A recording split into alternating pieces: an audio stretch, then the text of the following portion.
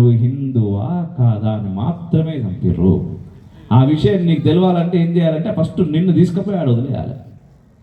వదిలేస్తే అర్థమవుతుంది. నిజంగా ఇంతకుముందు సార్ చెప్పినప్పుడు నాకు అదే అనిపించింది. ఎంతమంది ఉన్నారు ఇక్కడ, ఎంతమంది ఉన్నారు, కానీ ఎన్ని ఉన్నాయి ఇక్కడ, ఎంతమంది పేరు. కానీ ఒక విషయం, ఎంతమంది ఉన్నా కూడా ఆ భగవద్గీత గురించి ఫస్ట్ నుంచి ఇక్కడికి వచ్చినప్పటి నుంచి భగవద్గీత వైపు చాలా అద్భుతంగా అనిపిస్తూ ఉన్నది. వాళ్ళు చదివిర్రు పెద్దలు, సార్ కూడా భగవద్గీత గురించే చెప్పిర్రు. ఎవరికి చెప్పిండు కృష్ణుడు? ఎంతమందికి చెప్పిండు? ఒక్కడికే చెప్పిండు. యుద్ధం చేసేటోడు ఒక్కడు చాలు సర్వనాశనం చేయనికి అధర్మాన్ని. ఇక్కడ ఇంతమంది ఉన్నాం, సరిపోమా మనం? సరిపోతాం, బరాబర్ సరిపోతాం. కానీ వీళ్ళకు కూడా చెప్పే ప్రయత్నం చేయాలి. ఎందుకంటే వాళ్ళ బ్రతుకుల కోసం కదా మన పోరాటం. ఈ సమాజంలో మనతో పాటు వాళ్ళు కూడా ఉన్నారు. వాళ్ళను కూడా బ్రతికించే బాధ్యత మనం తీసుకుంటున్నాం కాబట్టి మనం అందరం ఇక్కడ కూర్చుంటున్నాం.